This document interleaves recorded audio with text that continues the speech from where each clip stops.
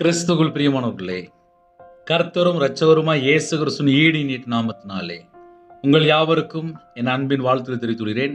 தேவன் அருளிய அப்பம் பிரேயர் மினிஸ்டர் மூலியமாக உங்களோடு சந்திப்பதில் மிகுந்த மகிழ்ச்சி. தினம்தோறும் இரவு நேரத்திலே தூங்கும் முன்பாக பரிசுத்த வேதாந்தத்தின் ஒரு பகுதியை நாம் தியானித்து நம்முடைய குடும்ப பாதுகாப்பிற்காக நாம் ஜெபித்துள்ளோம். தூங்கும் முன்பாக கேளுங்கள். ஏசாயா 4 அதிகாரம் 3-4 ஆகிய வசனங்களிலே, அப்பொழுது ஆண்டவர் சீயோன் குமார்த்திகளின் அழுக்கை கழுவி நியாயத்தின் ஆவியினாலும் சுட்டெரிப்பின் ஆவியினாலும் எருசலேமின் இரத்த பலிகளை அதன் நடுவிலிருந்து நீக்கிவிடும்போது, சீயோனில் மீதியாயிருந்து எருசலேமில் தரித்திருந்து ஜீவனுக்கென்று பேரெழுதப்பட்ட எவனும் பரிசுத்தன் என்று சொல்லப்படுவான். ஹல்லேலூயா. இன்னைக்கு இரவு நேரத்திலே வாக்குத்தத்தமான செய்தி. ஆண்டவர் சீயோன் குமார்த்திகளின் அழுக்கை கழுவி. ஒரு குடும்பம் ஆசீர்வதிக்கப்படணும் அப்படின்னா முதல்ல அழுக்கை கழுவி.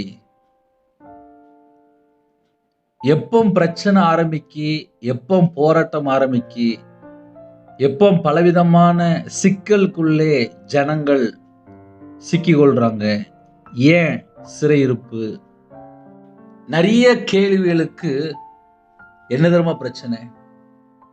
அழுக்கு. ஒரு மனுஷன் கர்த்தரை விட்டு தள்ளி போகும்போது பாவ கரை, அசுத்தம், அருவருப்பு, அக்கிரமம், இது ஒரு மனுஷனோட வாழ்க்கையில அழுக்கு மாதிரி. அப்படியே அதை நம்ம சிம்பிளா எப்படி சொன்னா புரியும் அப்படின்னா,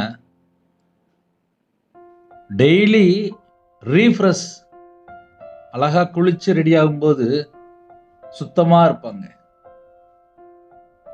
சில இடத்துல இல்ல சில தண்ணி இல்லாத ஏரியா அப்படிம்பாங்க, இல்லைன்னா சில இடத்துல குளிக்காம இருப்பாங்க. அவங்களுடைய வாழ்க்கையில பார்த்தா அழுக்கு, சரீரத்திலே அழுக்கு.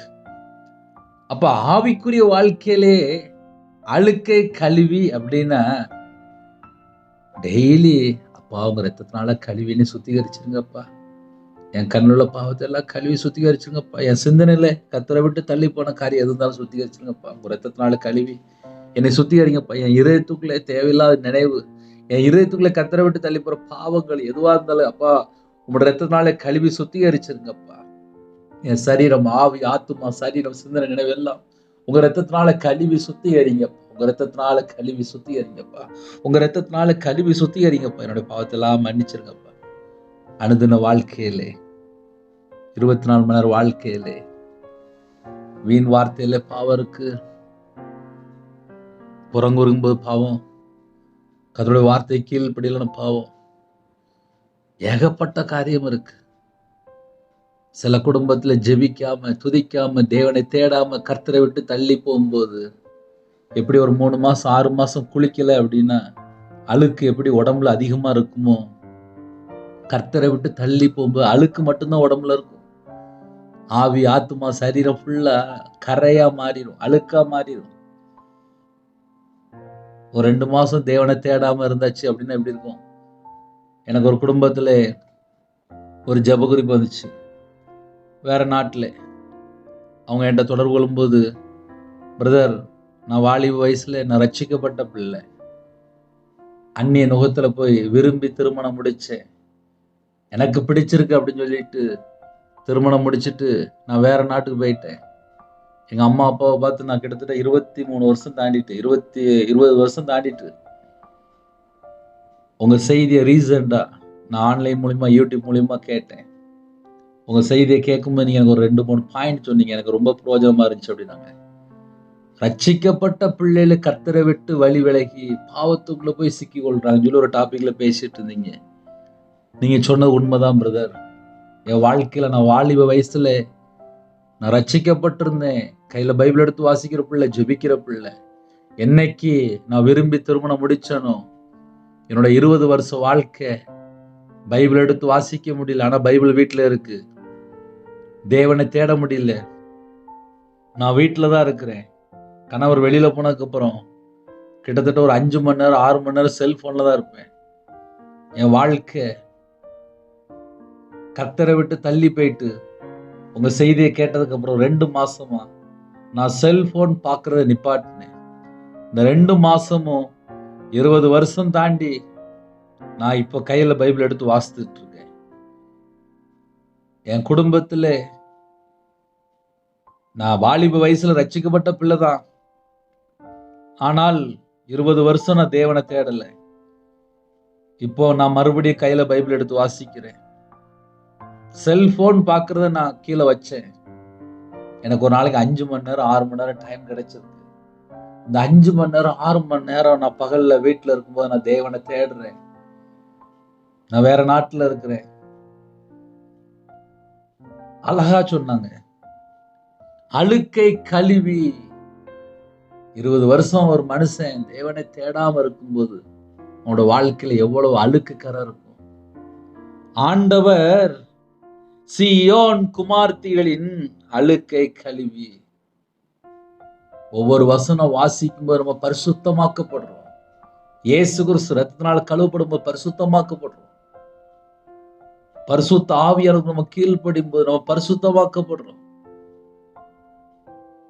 அவைக்குரிய வாழ்க்கையில வளரணும் அப்படின்னா தேவனை தேட தேட தேட தேட நம்ம பரிசுத்தமாக்கப்படுறோம்.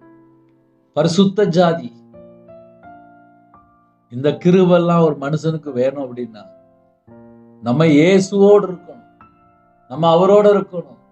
இந்த உலகத்துல கெட்டு போற காரியம் ஏகப்பட்டது இருக்கு. கேடான காரியம், அழிக்கிற காரியம், கொல்ற காரியம், கர்த்தரை விட்டு பிரிக்கிற காரியம், ஏகப்பட்ட காரியம் இருக்கு. ஏகப்பட்ட காரியம் இருக்கு. அது எல்லாம் அழுக்கா மாறிடும். ஆனாலும் கர்த்தர் நமக்கு ஒரு வாக்குத்தத்தம் செய்திருக்கிறார். இன்னைக்குள்ள செய்தி வாக்குத்தத்தம். ஆண்டவர் சீயோன் குமார்த்திகளின் அழுக்கை கழுவி நியாயத்தின் ஆவியினாலும் சுட்டெரிப்பின் ஆவியினாலும்.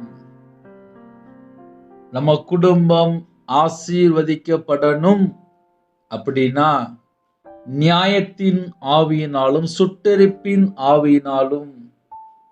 இது எல்லாமே நமக்கு சுத்திகரிப்புக்குள்ள போயிட்டு இருக்கு. அந்த சுத்திகரிப்பு நம்முடைய வாழ்க்கையிலே பூரணமாக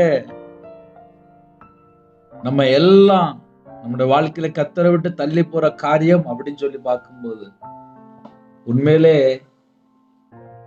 நான் சின்ன வயசுல ஒரு 11 வயசுல நான் வேலைக்கு போனேன்.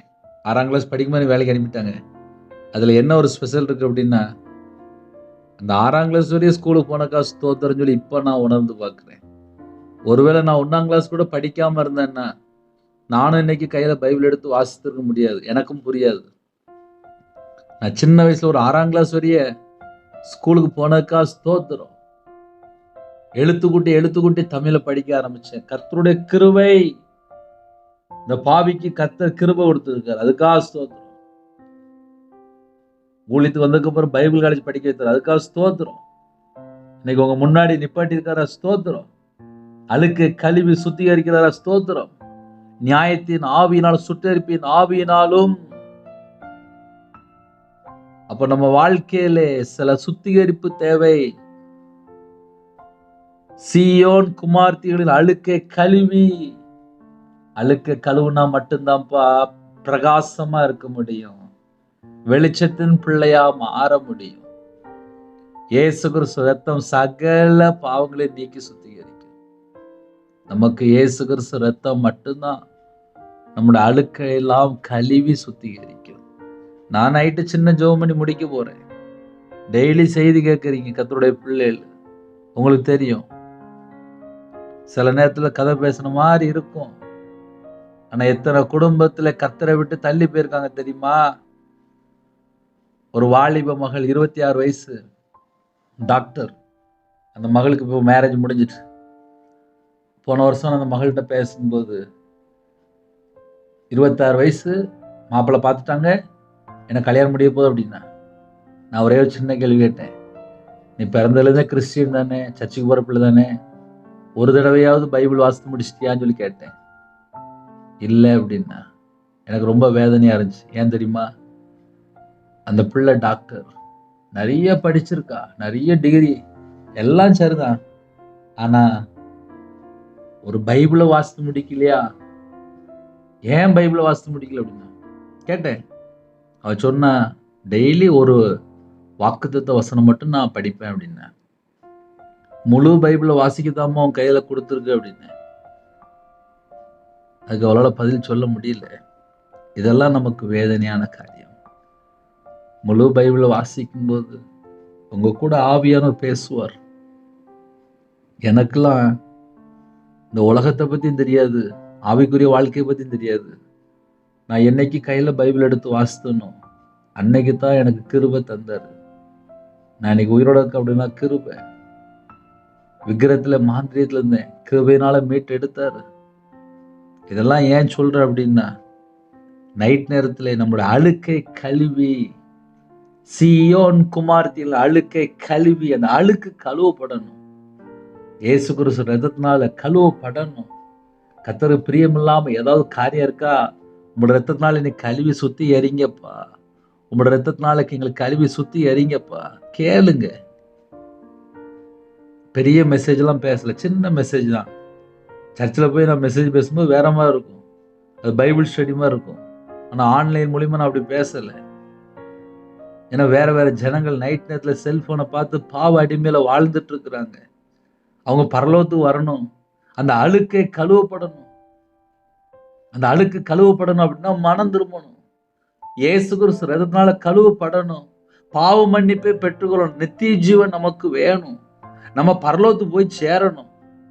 பிசாசு ஒரு பக்கம் அந்த பக்கம் எங்கேயாவது இழுத்து கொண்டு போயிடலாம்னு சொல்லி பார்ப்பான். ஆனாலும் கர்த்தருடைய ஆவியான இந்த இரவு நேரத்தை திட்டமா பேசிட்டு இருக்கு. உங்க வீட்டுக்குள்ளே செல்போன் மூலியமா இந்த செய்தி உங்க வீட்டுக்குள்ள வருதா? நம்ம எப்படிதான் யோசிச்சு பார்க்கணும். இன்னைக்கு என்னுடைய வாழ்க்கையில ஏதாவது குறை இருக்கா? நான் எங்கேயோ கர்த்தரை விட்டு தள்ளி போயிருக்கிறேன்னா? என் வாழ்க்கையில தேவனுக்கு பிரியமில்லாத ஏதாவது காரியம் இருக்கா? அதை நம்ம யோசித்து பார்ப்போமே. ஹல்லேலூயா. எருசலேமின் இரத்த பலிகளை அதன் நடுவிலிருந்து நீக்கி விடும்போது, ஒரு மனுஷனுடைய வாழ்க்கையில இரத்த பலி இருக்கும்போது அது சாபத்துக்குள்ள இருப்பாங்க, தண்டனையில போயிட்டு இருப்பாங்க, தேவனுடைய கோபத்துல இருப்பாங்க, உக்கிர கோபத்துல இருப்பாங்க. அப்ப இயேசு கிறிஸ்து ரத்தத்தினால கழுவப்படும் போதுதான் அந்த இரத்த பலிலாம் மாறும். சீயோனில் மீதியா இருந்து அந்த இரத்த பலியிலிருந்து நீக்கி விடும்போது, சீயோனில் மீதியா இருந்து எருசலேமில் தரித்திருந்து ஜீவனுக்கென்று பெயர் எழுதப்பட்ட எவனும் பரிசுத்தன் என்று சொல்லப்படுவான். இயேசு கிறிஸ்து ரத்தத்தினால கழுவப்பட்டால் பரிசுத்தன் என்று சொல்லப்படுவான். என்னை இயேசு கிறிஸ்து ரத்தத்தினால கழுவி சுத்திகரித்து விட்டார், நான் நீதிமான், நான் பரிசுத்தவான். அந்த வார்த்தை நம்மளோட வாயிலிருந்து புறப்படணும். அப்ப அதுக்கு முன்னாடி என்ன நடந்திருக்கணும் அப்படின்னா, என் பாவத்தெல்லாம் இயேசு கிறிஸ்து தம்முடைய சொந்த ரத்தத்தினால கழுவி சுத்திகரிக்கணும். நான் மனம் திரும்பும்போது மட்டும்தான் என் வாழ்க்கையில, அப்பா இப்படி பாவம் இருக்குப்பா, என்னை மன்னிச்சிருங்க, என்னோட பாவத்தை மன்னிச்சிருங்க, என்னோட சமூகத்துல அர்ப்பணிச்சிடணும். ஒரு சின்ன ஜெபம் பண்ணி முடிப்போமா? இருக்கிற இடத்துல நம்ம எல்லாரும் கண்களை மூடி நாம் ஜெபம் செய்வோம். கிருபை மகிமை அந்த பரிசுத்தமுள்ள நல்ல பிதாவே, நன்றியோடு சொல்கிறோம்ப்பா. கொடுக்கப்பட்ட வார்த்தைக்காக, சத்தியத்துக்காக, அப்பா உம்முடைய கிருபைக்கா ஸ்தோத்திரம். எங்களை பாதுகாக்கிற கிருபைக்கா ஸ்தோத்திரம். உம்முடைய கரம் எங்களோட இருக்க கிருபைக்கா ஸ்தோத்திரம். இரவு நேரத்தில் இவ்வளவு நேரம் பொறுமையா செய்தி கேட்டாங்க. இந்த பிள்ளைகளை உம்முடைய பாதத்தில் அர்ப்பணிக்கிறோம். கர்த்தர் உங்க பிள்ளைகளே அப்பா உம்முடைய ரத்தத்தினால கழுவி சுத்திகரிங்க, இரத்த பலியில நீக்கிருங்க. ஆசீர்வதிக்கப்பட்ட சந்ததியா இருக்கணும், கர்த்தருக்கு பிரியமான ஜனமா இருக்கணும், பரிசுத்த ஜாதியா இருக்கணும், பரிசுத்த ஜனம் என்று அப்பா அந்த பெயர் எங்களுக்கு வேணும்ப்பா. அப்படிப்பட்ட கிருபையில தாங்க. நைட் ஷிஃப்ட்ல வண்டியில, நைட் நேரத்தில் டிரைவிங் லைன்ல, நைட் நேரத்தில் வேற நாட்டுக்குள்ளே, நைட் நேரத்தில் வேலை பார்க்குறவங்க எல்லாரையுமே கர்த்தரோட கரத்தில் பண்ணிடும். இந்த மாசத்தினுடைய தேவைகள் எல்லாம் கர்த்தர் சந்திச்சிருங்க. படிக்கிற பிள்ளைகளை உங்களுடைய பாதத்தில் அர்ப்பணிக்கணும். திருமணம் முடிந்ததுக்கு அப்புறம் கர்த்தரை விட்டு தள்ளி போன பாவம் தான் மன்னிச்சிருங்க. இணைந்து வழக்கத்தை கிருபை செய்யுங்க. கற்பதனிக்கா ஜெபிக்கிறோம். பரலோகத்துல தேவன் பிள்ளைகளை ஆசீர்வதிச்சிருங்க.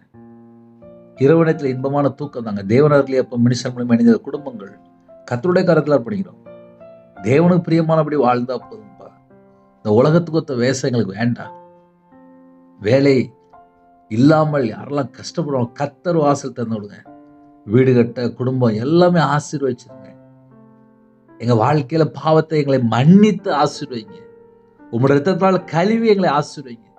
இந்த இரவு நேரத்துல இன்பமான தூக்கம் தாங்க. வரக்கூடிய காரியத்தை வெளிப்படுத்துங்க. உங்க பாத பிள்ளைங்களை அர்ப்பணிக்கிறோம். எங்களை பரிசுத்தப்படுத்தி ஆசீர்வைங்க. உங்க நாமமே விடுத்தும் உங்களுடைய கரத்துல அர்ப்பணிங்க. எல்லா தடையிலும் நீங்க ஆசீர்வைங்க. கர்த்தர் பொறுப்படுத்தணும். இயேசு கிறிஸ்துவின் பிதாவே ஆமென். தேவனுக்கே மகிமை உண்டாவதாக. கர்த்தர் தாமே உங்களை உங்கள் குடும்பத்தில் சகல காத்தும் சம்பூர்ணமா திருப்தியா கர்த்தர் கொடுங்க ஆசீர்வதிப்பாராக. ஆமென். God bless you. Thanks for watching. Please subscribe our channel. Click the like and share. Click the bell. God bless you.